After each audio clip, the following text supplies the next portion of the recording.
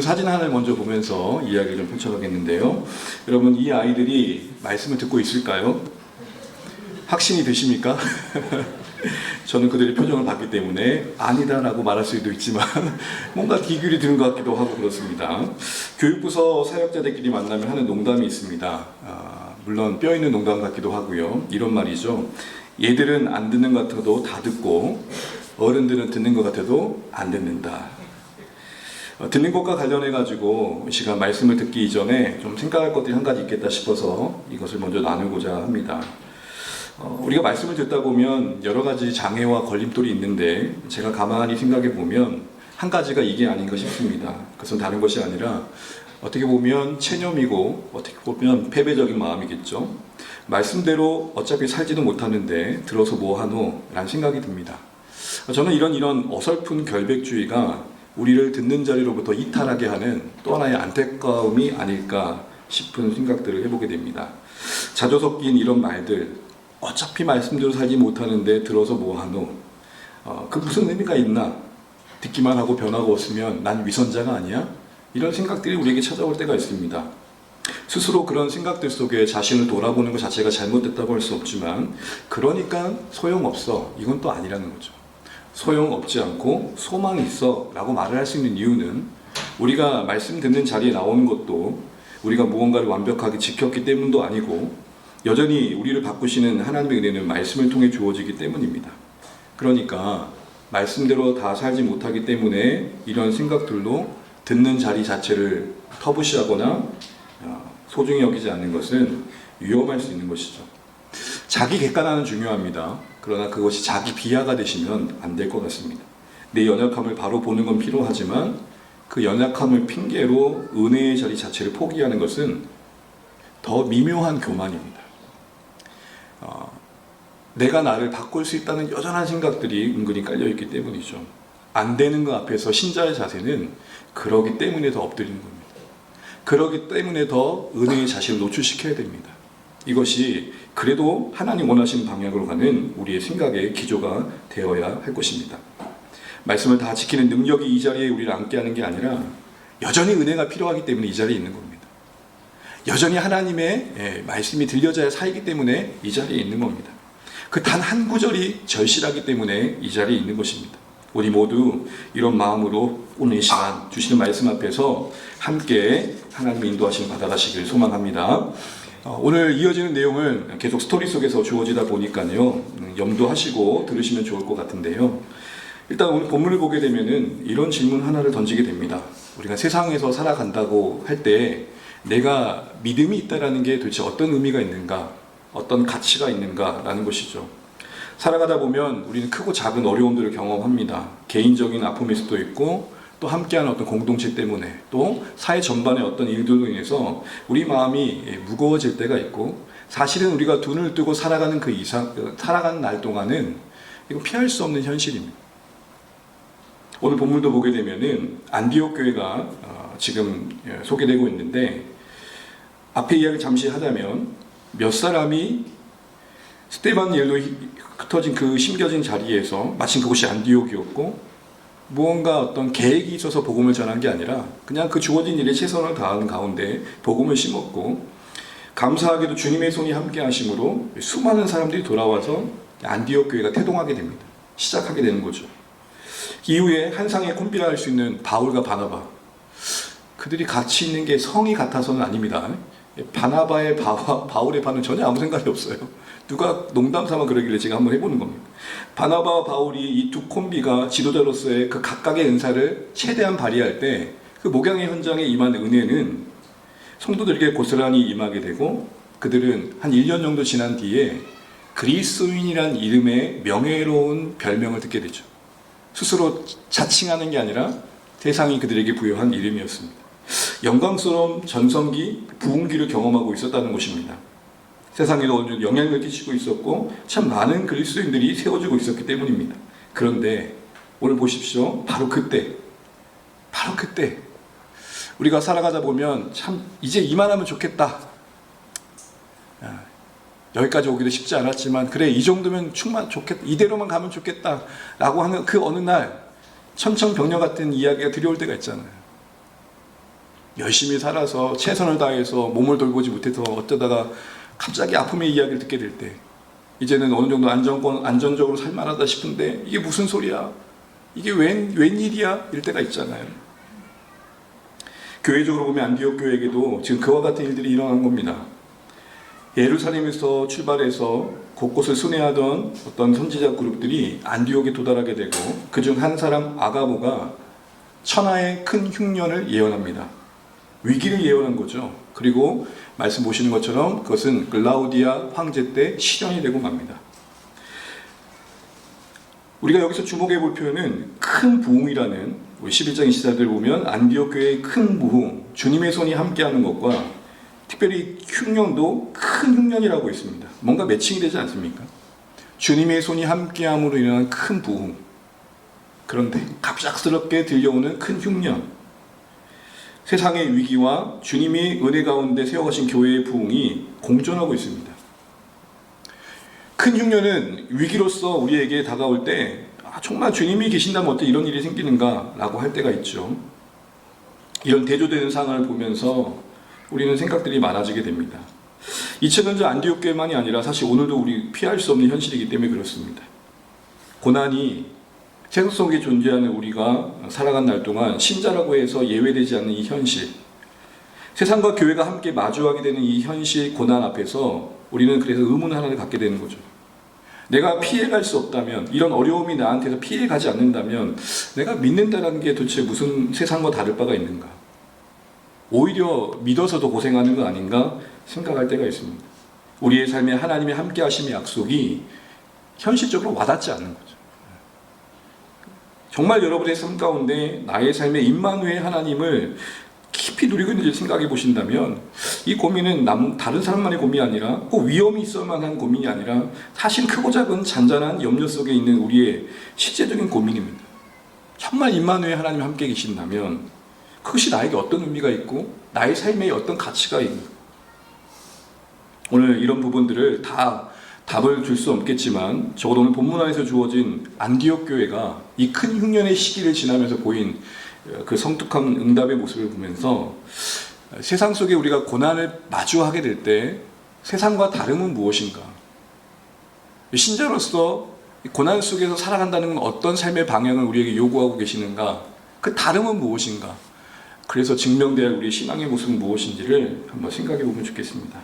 먼저 함께 주목해 볼 표현은 천하의 큰 흉년이 들었다는 겁니다.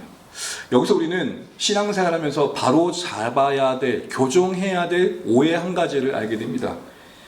여러분, 믿음이 좋으면 모든 고난을 피해갈 수 있습니까? 사실은 종종 이런 오해를 우리가 할 때가 있고 이런 오해 때문에 신앙의 어려움을 겪을 때가 있습니다. 여러분, 이런 주장은 사실은 엄밀히 그 뿌리를 따져가 보면 들어보셨을 텐데 번영신앙의 아류의 이야기들입니다. 그래도 개념을 정리하는 게 필요할 것 같아서 박스로 만들어 봤는데요. 이 번영신앙이라서 말 그대로 번영 그 자체가 추구하는 목표인 겁니다. 믿음이 있으면 번영한다는 겁니다. 믿음이 있으면 부자가 되고, 믿음이 있으면 아플 일도 없고, 믿음이 있으면 실패도 없고, 믿음이 있으면 가난도 없다는 겁니다. 그들에게는 축복 그 자체, 그 풍요로움, 그 건강, 성공 그 자체가 복의 전부입니다. 성경이 말하는 복의 개념이 상당히 협소해지는 거죠. 그러다 보니까 어떤 문제와 고난을 해석할 때 어떻게 해석을 하냐면 그 고난이 온 것은 당신들의 믿음이 부족했기 때문이다, 이렇게 얘기를 합니다. 믿음을 강화하고 믿음을 굳게 하면 고난은 없어질 것이다, 이렇게 얘기하는 것이죠. 그 기저에는 하나님이 그들에게는 자신들에게 번영을 가져다주는 수단 정도로 자리매김한 것뿐입니다. 나의 성공을 보장해주는 수단인 것이죠. 겉으로는 되게 믿음이 있어 보이지만 사실은 본질은 전혀 비성경적일 때가 많다는 겁니다. 왜요? 그 중심엔 하나님이 아닌 욕망이 중심되고 있기 때문입니다. 무엇보다도 우리가 살아가는 인간의 현실을 너무 외면하고 있기 때문입니다. 여러분, 우리의 현실은 어떻습니까? 실질적으로 기쁜 일과 좋은 일만 있는 게 아니잖아요. 나의 선택과 상관없이 찾아오는 수많은 일들이 있습니다. 부는 바람이 있고 내리는 비가 있으며 내려쬐는 태양이 있습니다. 적당히 내려쬐야죠. 너무 내려쬐다 보니까 가뭄이 일어납니다. 적당히 내려야죠. 너무 내리다 보니까 범람합니다. 그 가한, 학령의 요소들이 자연의 재해를 끼치듯 인생에 뜻하지 않은 가한 고난들이 우리를 힘겹게 합니다. 이 모든 것을 단지 믿음 있고 없고로만 설명하기에는 사실 설명되지 않은 것들이 너무 많은 거죠. 그리고 그 고난이 무조건 그러면 부정적인가 할 때 또 그렇지 않다는 점에서 오늘 이들의 주장은 상당히 문제가 많습니다. 무엇보다도 우리 신앙의 본질이라고 할 수 있는 십자가를 무력시킵니다. 그들의 주장대로라면 부끄럽게 십자가를 못 박히신 예수님은 번영신학에서는 내세울 수 없는 가치입니다. 근데 여러분, 성경은 뭘 약속하고 있습니까? 전혀 이런 것들을 지지하지 않습니다. 믿음이 좋은 사람이 고난을 피한다고 말하지 않고 오히려 믿음이 깊기 때문에, 믿음이 더 크기 때문에 찾아오는 고난이 있다고 말합니다. 여러분, 우리의 믿음의 대상이신 예수님, 그분이 그러시지 않았습니까? 한 무척 여쭤보고 싶습니다. 여러분, 예수님이 십자가에 못 박히신 게 그분의 믿음이 적어서 고난당하신 겁니까? 제자들에게도 가시기 전에 유언처럼 이렇게 말씀하셨어요. 너희가 세상에서 환난을 당하나. 아니, 가시기 전에 좀 좋은 말씀하시면 얼마나 좋아요. 축복하면 얼마나 좋아요. 얘들아, 나를 기억하렴, 나를 믿으렴, 나를 부르렴, 힘들 때마다 나의 이름을 외치렴. 그러면 모든 문제가 해결될 거야. 그런 약속해 주시면 얼마나 좋아요. 세상에서 너희가 환난을 당한대요. 지나가는 게 아니라 환난이 끼친대요. 예수님을 따랐던 사도들의 생애는 어떻습니까? 대표적인 바울의 인물만 봐도 우리는 잘 알고 있습니다. 그가 고린도후서 6장 4절에 이렇게 말합니다. 우리가 많은 환난과 궁핍과 곤란을 당하노라. 신실하게 예수님을 섬기고 따르는 자라면 이런 고백을 하지 않아야 되지 않겠습니까? 번영신학의 관점으로 보면 바울처럼 믿음이 없는 사람도 없고 믿음이 부족한 사람도 없는. 초대교회는 어떻습니까? 우리 너무 잘 아는 것처럼 박해 속에서 꽃피어가는 역사였습니다. 그 부흥의 모든 이야기들 속에 항상 박해가 함께 있습니다. 무엇보다도 성경이 말하는 복의 근본은, 그 참된 복은 우리가 누리는 어떤 번영과 부요함 그 자체가 아니라 하나님 그분이시라고 말하고 있기 때문에 사실은 이 번영신앙이 말하는 것은 상당히 인본주의적인 개념이라고 할 수 있겠습니다. 그러기에 여러분, 우리는 고난에 대한 이런 성경적 관점을 바로 세워서 우리에게 찾아오는 여러 일들 속에서 바른 반응을 할 줄 알아야겠습니다. 믿음이 좋으면 고난을 피한다는 오해입니다. 오히려 진짜 믿음이 있다는 것은 우리에게 고난 속에서 다른 시선과 관점과 반응을 하게 하는 것입니다. 오늘 본문을 보게 된 것처럼 큰 부흥, 영적 전성기의 교회였던 안디옥 교회. 그러나 큰 흉년으로 언급되어진 세상의 위기 속에서 면제되지 않습니다. 여러분, 아까 말씀드린 것처럼 교회라고 해가지고 세상에 닥치는 기근이나 경제적인 위기, 질병에서 제외되는 게 아니에요. 여러분, 기억에서 좀 지워지신지 모르겠는데 몇 년 전만 해도 우리는 코로나 때문에 함께 예배하는 것이 힘들었어요. 그렇지 않습니까? 이 역대급 팬데믹 이 일 때문에 우리가 얼마나 삶의 구조가 바뀌고 어려움을 겪고 힘듦을 겪었습니까? 교회는 더 상당히 큰 어려움을 겪었던 게 사실입니다. 그 시기에 작은 교회들은 어려움 가운데 문을 닫는 경우도 엄청 많았거든요. 이런 현실 속에서 피할 수 없는 세상의 고통을 함께 해야 되는 현실 속에서 믿음이 있다는 건 뭘까? 그것은 고난이 피해가고 고난이 없는 게 아니라 고난을 대하는 방식과 관점, 그리고 고난 속에 들어간 우리의 삶의 모습의 반응이 다릅니다. 두 가지를 기억하십시오. 관점과 반응. 그 고난을 어떻게 해석하고 거기에 어떻게 대응하고 반응하느냐가 우리의 믿음을 증명해 간다는 겁니다. 무엇보다도 가장 우선된 그 다름의 시작이라고 할 수 있는 것은 고난 너머를 보며 고난을 넘어가는 겁니다. 고난 그 자체를 주목하기보다는 고난 속에서도 여전히 주권자이신 하나님, 고난 속에서도 여전히 통제권을 잃지 않는 하나님에 대한 신뢰의 눈으로 마주한 현실을 응시하는 것이죠. 우리는 그 현실 속에 의문을 품게 되고 의심을 갖게 되지만 한 걸음 더 나아가 내가 믿고 있는 하나님은 그런 분이 아니신데 그 하나님의 성품의 근거에서 신앙적인 고민의 질문을 던지는 거죠. 하나님, 이 상황 속에서 어떻게 하기를 원하실까? 왜 이런 일이 있어? 사실은 그 질문에 답을 얻기가 쉽지 않습니다. 여러분의 인생 속에 왜라는 것에, 왜 이런 일이라는 것에 답을 얻은 적이 있으세요? 숱한 시간들 속에 하나님의 우리의 인도하심을 보게 되면 그 왜를 설명해 주시기보단 그건 나한테 맡기고 그 주어진 현실에서의 신자다움을 보이면 좋겠다. 이게 항상 하나님 우리에게 하신 약속이었고 권면이었습니다. 하나님의 더 깊으신 뜻이 있다는 것을 헤아리면서 이 상황 속에서 어떻게 하길 원하시는지를 숙고하고 고난 속에서 행하시며 이루어가실 하나님의 일을 주목하는 시선, 그게 고난 가운데 우리가 보일 관점인 것이죠. 주목할 것 좀 여러분 오늘 본문을 봐도 28절 보시게 되면 안디옥 교회의 성도들이 아가보라는 선지자가 예언을 할 때 어떻게 알아들었다고 합니까? 성령으로 말씀하신 것으로 알아듣습니다. 그냥 그 단 한 사람의 예언이 아니라 부정적인 예언이고 위기의 예언이기 때문에 귀담아 듣지 않았다는 게 아니라 그 이야기가 듣기에는 좀 힘든 일이었지만 그 속에서 성령이 말하신 바를 듣고자 했다라고 성경은 기록하고 있습니다. 다시 말해 무슨 말입니까? 고난 속에서 하나님의 음성을 더 귀 기울여 듣고자 했다는 것이고 그 가운데 하나님 뜻을 구하며 다른 반응을 보일 수 있었다는 겁니다. 고난에 갇히기보다는 하나님이 더 깊은 뜻을 발견할 수 있다라는 열린 섭리적 가능성을 더 가치 있게 바라봤다는 것이죠. 한마디로 말하면 고난의 현실 속에서도 하나님의 주권을 인정했다는 것. 저는 이걸 이렇게 바라고 싶습니다. 고난이 우리에게 찾아오는 위기만큼, 고통만큼 하나님이 아니 계신 것 같은 하나님의 부재를 경험하지만 우리는 이 믿음의 관점으로 본다면 그것이 하나님의 부재로 해석되기보다는 하나님을 바라보라는 부르심으로 해석돼야 된다. 부재가 아니라 부르심이다. 고난은 우리에게 더 기도할 기회이고 어려움은 이해될 수 없지만 더 엎드릴 계기가 되어야 된다. 하나님 앞에 물어야 된다. 잠잠히 하나님을 바라봐야 된다.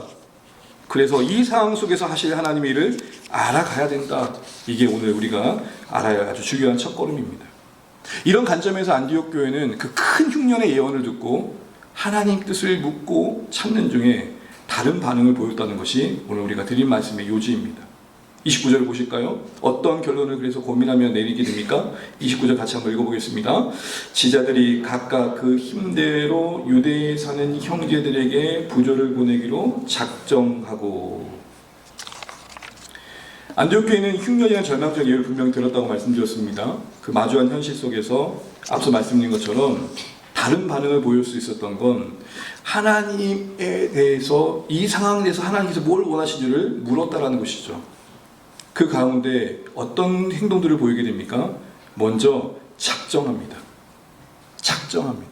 이 단어를 주목하시면 좋겠습니다.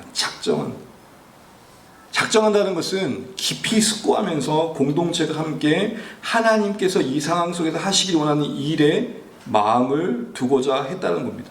숙고했고 방향을 잡고 결정했다는 것입니다.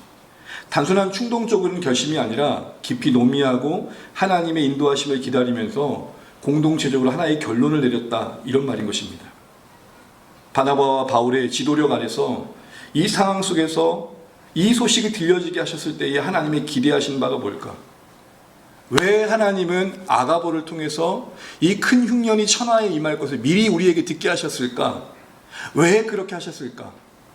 왜 하나님 이렇게 좋은 분위기인데 왜 흉년이요? 팬데믹 때 그랬잖아요. 코로나 때. 하나님 이제 막 진짜 교회가 으쌰으쌰하고 하려고 하는데, 여러분 우리도 막 개척하고 코로나에 지나왔잖아요.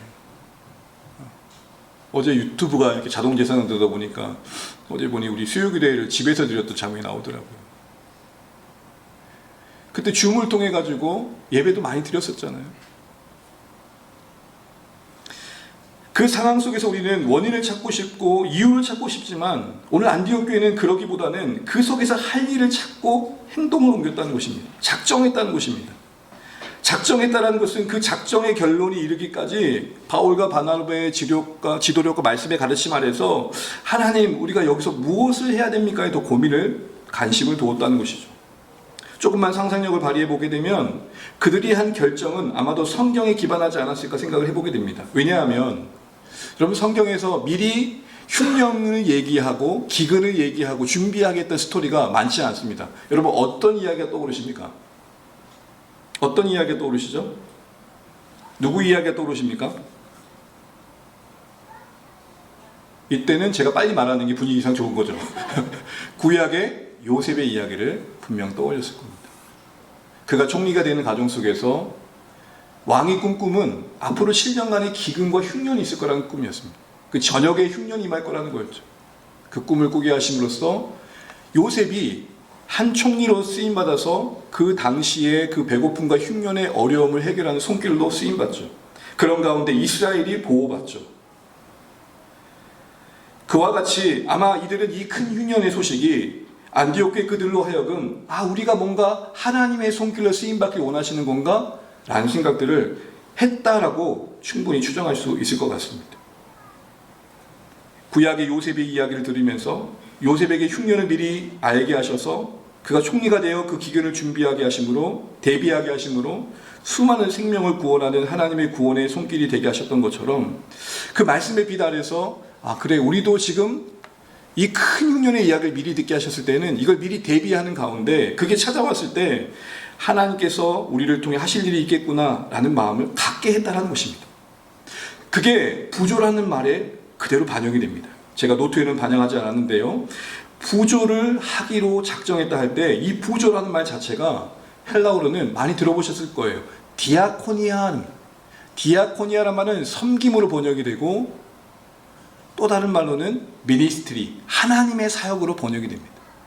그러니까 이들이 물질을 모아서 뭔가 앞으로 닥칠 흉년을 대비해서 물질을 모았다 정도가 아니라 어딘가 필요하면 써야지 하고 기금을 구축했다 정도가 아니라 이 흉년의 상황을 미리 듣게 하셔서 자신들을 뭔가 준비하게 하신 것 자체가 미니스트리다, 하나님의 일이다.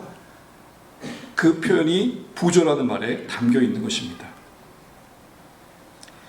안디옥 교회는 이 마주한 고난을 하나님의 손길로 쓰임받은 기회로 해석하고 대비했다라는 게 제가 지금 드리고 싶은 말씀입니다. 그게 작정이라는 말이 있는 것입니다.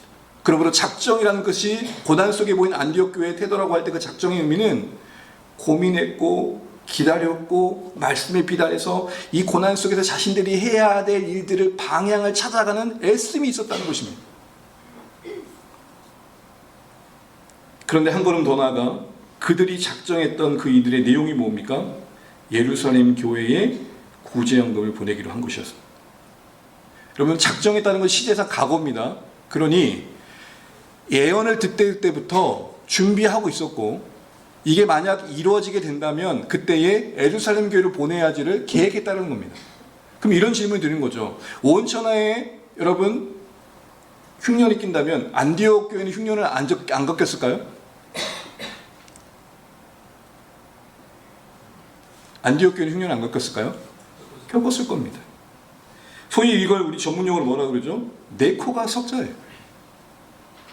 자신도 겪는 어려움 속에 있었지만 자신들의 생존과 안위만 머물지 않고 그 속에서 할 수 있는 하나님의 손길의 모습을 찾았다는 것이죠. 이것은 우리의 본성을 뛰어넘는 더 넓은 시야죠. 그리고 그 시선이 예루살렘 교회로 향했다는 겁니다. 왜 그랬을까요? 그 당시의 이해 속에서는 여러분 우리가 만약에 제한된 자원이 있을 때 이걸 어디다 도울까라고 생각할 때 판단할 때 가장 기준은 뭐예요? 누가 제일 힘들까? 누가 제일 어려울까?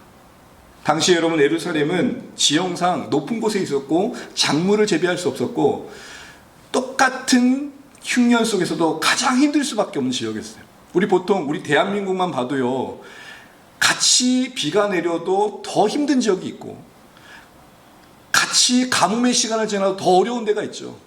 바로 그와 같은 곳이 예루살렘이었습니다. 더욱이 여러분 예루살렘 교회에는 복음이 심겨지면서 유대교에 있다가 돌아온 연약한 자들이 있었어요.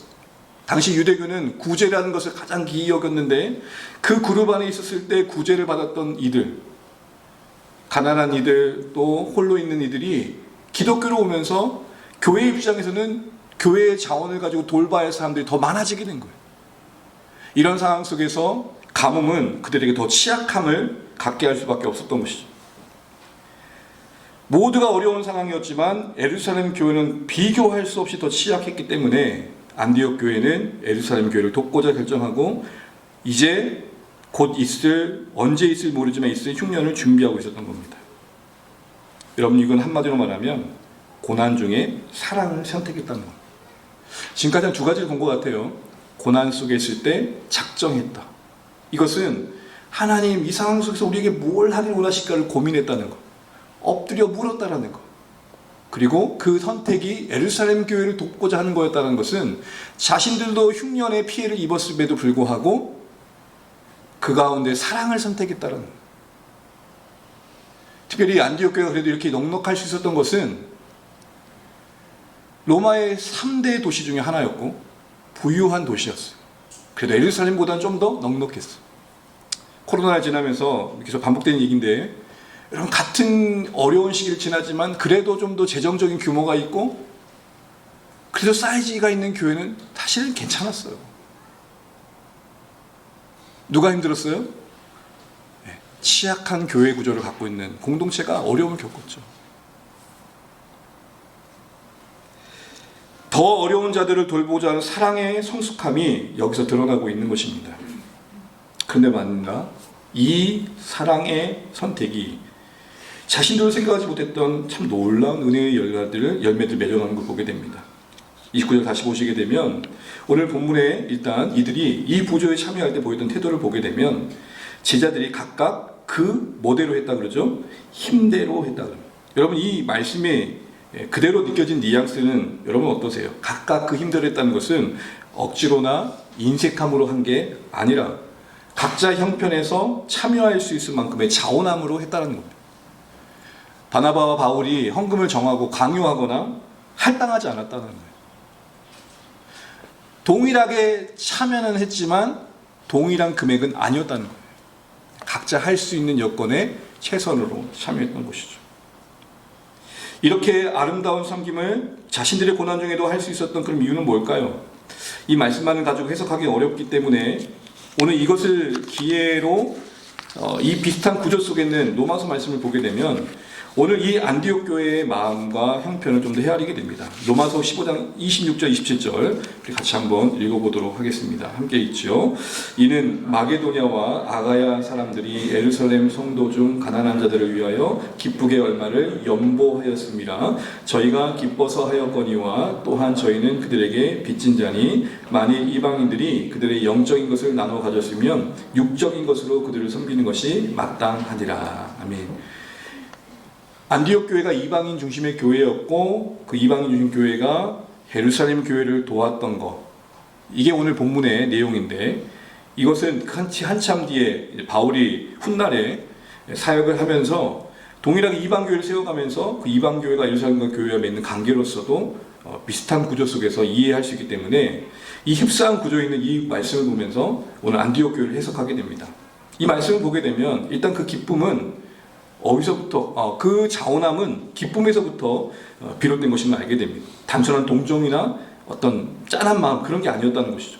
그 기쁨의 이유가 뭐냐 할 때 27절 보십시오. 기뻐하였거니와 또한 저희는 뭐 어떤 자라고 그럽니까? 빚진 자다. 빚진 자라는 게 뭐예요? 은혜의 입은 거예요. 그러니까 자원하여 각각의 형편을 따라서 최선을 다해 자기들도 어렵지만 예루살렘 교회를 향한 어떤 준비를 했던 이면에 그 기쁨이 있었고 그 기쁨의 중심에는 빚진 마음이 있었다는 거예요. 그 어떤 빚진 걸까요? 영적인 것을 수혜받았다. 예루살렘 교회가 복음을 전해줬고 예루살렘 교회가 바나바를 보내줘서 안디옥 교회가 영적인 돌봄을 받게 됐죠. 그런 영적인 유익을 감사하면서 육적인 것으로 상징되는 물질도 화답하고 있는 겁니다. 이걸 뭐라고 말하고 있습니까? 이거는 당연하다고 말해요. 이 당연하다, 마땅하다는 말은 어떤 의미입니까? 구조상 자연스러운 응답이다, 이런 말입니다. 한마디로 말하면 안디옥 교회의 이 섬김은, 고난 중에도 사랑을 선택함은 은혜를 기억한 것이고 은혜 입은 자의 그 마음에서 비롯된 자원하는 마음이었다는 것입니다. 이렇게 비롯된 이 열매가, 이 어떤 화답함이 어떤 열매를 맺었는가라고 할 때 오늘 본문에 보게 되면 우리가 놓치지 말아야 할 중요한 표현이 하나 나옵니다. 이게 뭐냐면 함께 따라해 주시죠. 유대에 사는 형제들에게, 시작. 유대에 사는 형제들에게. 지나칠 수 있는 것 같은데요, 우리 가끔 함께 지내다 보면 누군가 입에서 어떤 말이 나올 때, 야, 네가 그 말을 했어? 전혀 예수의 예자도 안 나올 사람 같은데 저 예수 믿을게 할 때 그 반응에 우리는 어떻게 반응해요? 우와 하는 것처럼 유대인은 형제들이라고 안디옥 교회가 예루살렘 교회를 고백하고 있는 표현은 놀라운 표현이 아닐 수 없습니다. 왜죠? 이 형제라는 말은 유대인들이 자기 민족들에게만 했던 말이에요. 아무에게 했던 말이 아니에요. 근데 그게 허용이 되고 있고 서로 그렇게 부르고 인식하고 있다는 겁니다. 유대인 중심이었던 예루살렘 교회도 안디옥 교회를 형제로 인식하고 있고 인정해주고 있고, 안디옥 교회도 예루살렘 교회를 그렇게 보고 있는 것입니다. 이건 놀라운 연대를 이루고 있음을 보여줍니다. 보십시오. 안디옥 교회가 은혜에 응답해서 섬김의 씨앗으로 심은 선대가 서로를 더 연대하게 합니다. 복음 안에서 서로가 뛰어넘을 수 있었던 혈통과 문화를 뛰어넘고 하나의 공동체가 되어가고 있습니다. 비록 흉년 그 자체는 고통이었지만, 비록 그 흉년 자체는 괴로움이었지만, 어려움을 지나는 중에 그래도 사랑을 선택했던 그들의 수고는 어느새 그들이 이룰 수 없었던 더 긴밀한 연합을 이루는 계기가 되었다는 것입니다. 놀랍지 않습니까? 하나님은 이 흉년 속에서 안디옥 교회가 받은 바 은혜를 받은 바 은혜를 나눌 화답할 기회를 마련해 주시고, 예루살렘 교회는 이전보다 좀 더 열린 마음으로 그 나눔을 계기로 안디옥 교회를 사랑하게 됐다는 것입니다. 전후회란 말을 합니다. 전후회. 어려운 일을 함께 지나고 어느새 그 시간이 지나서 안정을 이루고 그냥 지난 날을 함께 했던 사람들 만나면 그냥 만남 자체가 위로가 되잖아요. 여러분 그렇지 않으세요? 그 힘든 시간을 함께 버텨내고 어느새 그 시간들을 지난 추억으로 바라보고 있는 시점에서 서로를 볼 때 여러분 어떠세요? 그 자체로 뭐가 되죠? 비 온 뒤에 땅이 뭐라 그래요? 굳은대요. 어려움을 함께 하나 되어 사랑으로 지났던 안디옥 교회의 그 수고는 더 넓게는 예루살렘 교회와의 연대의 깊이를 더 만들어 갔다는 것입니다. 고난을 계기로 서로의 짐을 나누어지는 이 가정 속에 그 사랑이 위에 더 깊은 연대가 만들어진 거예요. 그냥 형식적으로 예루살렘 교회가 안디옥 교회를 향해서 우리 형제님, 안디옥 교회가 예루살렘 교회를 향해서 우리 형제님 했던 게 아니라 진짜 그렇게 고백하지 않으면 안 되는 진실한 고백이 그 어려운 중에 함께한 돌봄과 사랑과 함께했던 시간들 속에 만들어진 겁니다. 저는 주 안의 교회 안에 이런 은혜가 있기를 소망합니다. 여러분 어려운 일이 있고 힘든 일이 있으면 우리는 그 상황을 회피하고 싶고 피하고 싶습니다. 그런데 그것이 우리가 본질을 추구하고 하나님 나라를 추구하고 그래도 건강한 교회 한번 만들어 보겠다고 애쓰는 가정 속에서 겪고 있는 어려움이라면 각자 하나님 주신 믿음 안에서 그 시간을 함께 지나고 난 뒤에 우리 그 시간 속에서 그냥 평소에 사랑합니다, 축복합니다로 만들어질 수 없는 깊은 영적 전우회가 만들어지고 그냥 그 존재만으로도 고맙고 감사하고 힘이 되는 그런 만들어진 관계가 있을 수 있다는 것을 우리는 기대해보게 되는 것이죠. 더 나아가 그런 굳건한 공동체를 세워가는 것뿐만 아니라 한 가지 더 볼 것은 이 흉년의 기회 속에 안디옥 교회의 시도는요, 이후에 바울의 이방교회 사역의 모델이 돼요. 바울이 이 시간을 지나고 보니까 이렇게 하면 되겠다. 곳곳에 이방교회가 세워지는데 이 이방교회들이 예루살렘 교회와 복음으로서 연속성을 갖기 위해서는 하나가 돼야 되는데 이걸 이룰 수 있는 가장 중요한 방법은 이방교회가 이 받은 영적인 것의 은혜에 대한 감사하는 마음으로 예루살렘 교회의 그 가난함을 돌봐주고 예루살렘 교회는 그 은혜 안에서 감사하면서 깊은 연대가 만들어지겠구나 하는 선교적 전략이 만들어진 겁니다. 무슨 말이죠? 흉년이 새로운 길을 만든 겁니다. 여러분 코로나를 지나니까 영상 예배가 가능하다는 걸 배우셨잖아요. 어려움이 어려움으로만 남긴 게 아니라 상처만 남긴 게 아니라 아름다운 길을 내었습니다. 이 흉년이 있었기 때문에 앞으로 펼쳐질 이방 선교의 아름다운 모델이 하나 만들어지게 된 겁니다. 바울은 그걸 깊이 각인하고 이후의 교회들마다, 그래서 아까 이것도 로마서 말씀에서도 마게도냐 아가의 교회를 예루살렘 교회를 묶을 때도 그 구제와 연보의 하답으로 묶어냈던 겁니다. 예루살렘 교회는 얼마나 고마웠을까요? 그리고 얼마나 미안하고 부끄러웠을까요? 이방인이라고 맨날 손가락질하고 정죄했던 그들의 마음이 얼마나 여로웠을까요? 스스로는 만들 수 없었던 더 깊은 하나됨. 제가 어떤 분들을 뵀는데 뭐가 그렇게 서로 좋으세요? 했더니 이런 말을 하셨어요. 목사님, 다 설명할 수는 없는데 그 어려운 시간을 함께 기도하며 눈물로 보냈어요, 저희가. 그걸 뭘로 끊어내요? 그걸 무엇으로 나눌 수 있을까요? 입 바른 말처럼 서로를 향해 형제 자매로는 묶어낼 수 없는 깊은 영적인 친밀함 아니겠습니까? 주안의 교회에 뭐가 필요할까요? 앞으로 어떤 어려움이 있을지 모르지만 그 어려움을 진짜 함께 사랑으로 견디고 하나님을 의지하면서 그 상황 속에서 하나님의 뜻을 묻고 지나갔을 때에 만드실 새로운 길과 더 깊은 연합입니다. 큰 흉년이라는 고난이, 보십시오, 하나님의 더 큰 그림 속에서는 그들 스스로도 만들 수 없는 더 긴밀한 하나됨을 만들었고, 하나님의 성교의 관점에서는 새로운 모델을 만들고 길을 내었습니다. 여기서 우리는 무엇을 보게 됩니까? 고난이 하는 일이 있다. 우린 보통 고난의 시간을 지나면 이런 말을 많이 합니다. 이 또한 뭐 하리라?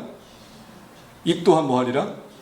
틀린 말 아닙니다. 그런데 신앙적으로 보면 단순히 지나가는 것만이 아니라 여러분 그 속에서 자라가셔야 돼요.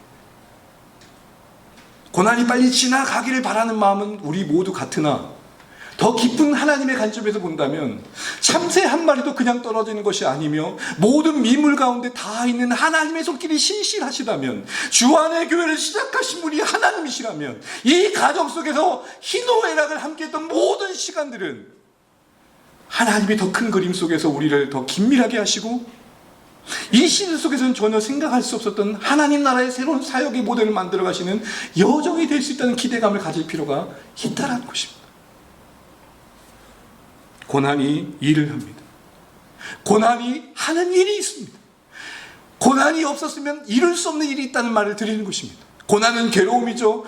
고난을 누가 좋아합니까? 저도 싫어요. 무슨 고난이 좋아요? 고난을 좋아하냐 안 하냐의 문제가 아니라 그 무게가 큰 만큼 만드는 깊이도 남다르다, 그 얘기를 드리는 것입니다.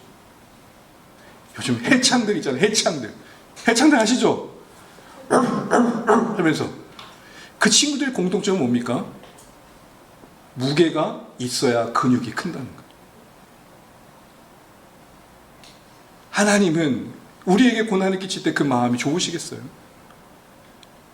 그러나 큰 흉년이 만드는 깊이가 있었고 연합이 있었고 새로운 사역의 길이 있었듯이 오늘 하나님은 고난 속에서 하시는 일들이 있다는 것을 기억하셔야 됩니다. 그것이 개인적으로 공동체적으로 해석되셔야 됩니다. 우리가 아까 계속 말했지만 여러분, 코로나를 지나면서 많은 신학자들은 또 많은 목회자들은 진짜 교회가 뭐냐, 공동체가 뭐냐를 깊이 고민하지 않을 수 없었습니다. 코로나 시기를 지나면서 교회를 약화시킨 것처럼 어떻게 보면 보이지만 어떻게 보면 이 고난은 우리에게 본질을 고민하게 하고 진짜 신앙의 정체성을 고민하는 은혜의 기회가 되었던 것입니다. 고난이 약함을 드러내기도 하지만 고난이 우리를 자라기도 한 것이죠. 이제 말씀을 맺겠습니다. 우리 그림 하나를 보여주시죠. 여러분, 샌드위치 보니까 맛있겠죠? 갑자기 배가 고프죠? 샌드위치를 보통 하려면 위아래 패드가 들어갑니다. 그렇죠? 그리고 온갖 야채들이 들어가요. 이걸 선택할 수 있는 여러 가지 어떤 상점들이 있죠. 서브웨이 같은 경우에 그렇습니다. 저는 서브웨이를 싫어합니다. 왜? 알아서 안 해줘요. 뭘 자꾸 물어? 제가 이번에 말레이시아 갔을 때 선교사님 좀 늦게 오셔서 점심을 갔는데 서브웨이가 있길래 그 안 되는 언어로 서브웨이를 시키는데, 그래서 제가 알아서 해주세요 그 말 한마디 있는데 계속 물은 거예요. 빵은 뭘로 하실래요? 고기는 어떻게 하실래요? 굽기는 어떻게 하실래요? 그래서 제가 뭐라 할게요? 오케이.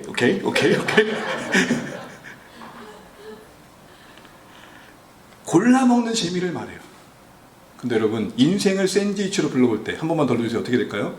인생의 샌드위치는 골라 먹을 수 없어요. 잘됨과 안됨의 패드 속에 온갖 희노애락의 야채를 담아내셨어요. 이거 하나님이 만들어주신 거예요. 아작하고 한번 물면 쓴맛도 있고 단맛도 있지만, 내가 싫어하는 맛도 있지만 그 아작 한번 무는 게 신앙이에요. 우리 애들은 거기서 골라내요. 샌드위치는 골라낼 수 있지만 인생의 샌드위치는 골라낼 수 없다고요. 제대로 맛보려면 아작 물어야 돼요. 그 과정 속에 차라리 떠나고 말지 하다가도 지나고 나면 그래 이 맛이지 해요. 누가 샌드위치를 만드는데 아보카도하고 여기다 고춧가루를 뿌려서 먹더라고. 근데 이걸 처음 본 사람은 어떨까요? 먹어보라 하니까 먹을 수 있었겠어요? 없었겠어요? 그걸 어떻게 먹어? 그랬더니 먹어본 사람 뭐라 그래요? 흐뭇한 표정. 먹어봐. 의심의 눈으로 먹었을 때 어땠어요? 반색해요. 이렇게 가능해? 아보카도하고 고춧가루가 어울려? 그게 인생이에요. 그게 신자의 삶의 유익이에요. 골라내고 싶었던 것들을 신앙이라는 이름으로 떠안고 씹고 눈물로 아작 했더니 지나고 나니까 그래 이 맛이구나. 이거 맛보게 하시려고 그러셨던 거구나. 그런 거예요. 안디옥 교회가 큰 흉년 가운데 던져졌을 때 예고된 그 큰 흉년을 억울하게만 생각하고 원망했던 게 아니에요. 하나님 우리 이렇게 잘 되고 있는데 무슨 큰 흉년이에요. 그 속에서 엎드리면서 하나님의 뜻을 물었고 작정했고 또한 그 선택은 사랑이었으며 그 결과 그들도 생각할 수 없는 연대와 연합이 만들어지고 훗날 바울이 이방 선교를 하는 아주 중요한 사역의 길이 열렸어요. 아작 한번 씹었더니 새로운 맛이 나온 거예요. 사랑 좋아하는 여러분, 우리 오늘 이 말씀을 통해서 여러분 가운데 생각하지 못했던 일들이 찾아올 때 주 안의 교회가 신실하게 걷지만 때론 뜻하지 않는 일을 겪게 될 때 골라내는 신앙이 아니라 이 또한 하나님이 허락하신 이해할 수 없는 일들이지만 쓴맛 맛보는 표정으로 씹을 수밖에 없지만 실망과 안타까움으로 눈물을 흘리며 씹는 그 맛이 후에는 이 맛이구나 할 날이 올 것입니다. 우리 일 잊지 않으시고 하나님의 모든 상황 속에 존재하심을 신뢰하시고 그러기에 물으시고 하나님의 뜻을 찾고 하나님의 손길 되시며 하나님이 열어가실 새 길을 만들어 가실 수 있는 우리 주 안의 모든 가족들 되시기를 간절히 축복합니다. 이것 빼고 저것 넣어주세요 없습니다. 안타깝게도 우리 인생에 우리에게는 선택권이 없습니다. 얼마나 좋아요. 그렇게 하면 하나님 요것만 넣어주세요 하면 맛보고 싶은 샌드위치만 보면 얼마나 좋아요. 그럴 수 없는 현실 속에 우리의 믿음에 아작하고 씹는 건 다른 게 아닙니다. 이 모든 게 하나님의 주권 안에 있습니다. 이걸 통해 하나님은 더 큰 일을 이루실 것입니다. 나는 사랑을 선택하겠고 그 가정 속에 하나님이 열어가실 더 큰 그림을 기대하겠습니다. 이렇게 할 때 진짜 생각할 수 없었던 하나님의 일들을 우리가 보시게 될 것을 소망하면서 오늘 믿음으로 살아가길 결단하시는 오늘의 말씀 되시기를 간절히 축복합니다.